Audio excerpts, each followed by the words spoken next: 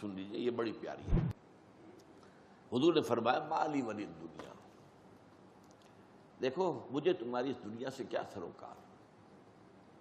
انما مثلی، میری مثال تو اس شخص کی ہے کراکبن، ایک سوار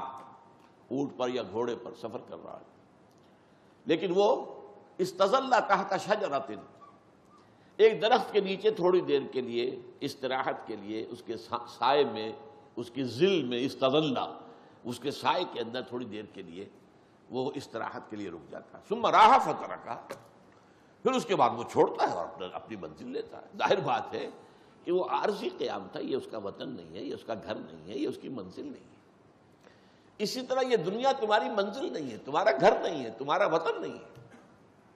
حضور نے فرمایا انما دنیا خلقت لکم وانتم خلقتم للآخرہ، یہ دنیا تمہارے لیے پیدا کی گئی کیونکہ اسی میں تمہارا امتحان ہونا ہے، یہ تو امتحان گاہ ہے، لیکن بہرحال اس میں اللہ نے تمہاری ضرورتوں کو پورا کرنے کی جو چیزیں رکھی ہیں ان کو استعمال کرو، لیکن یہ کہ اس کو مطلوب اور مقصود اور محبوب نہ بنا لو۔ اسی کو بعض علماء جو ہیں بڑی پیاری مثال دیتے ہیں کشتی کے معنی، کشتی پانی میں ہے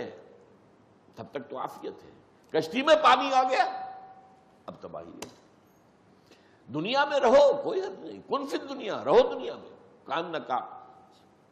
غریب و عابر سبیل، اور دوسری یہ مجھے تمہاری دنیا سے کیا سروکار، انما مثلی کراکب استظل تحت شجرۃ ثم راح فترکھا، اس سوار کی سی مثال ہے میری تو جو کوئی کسی درخت کے سائے میں تھوڑی دیر کے لیے رکتا ہے ذرا سا آرام کرنے کے لیے،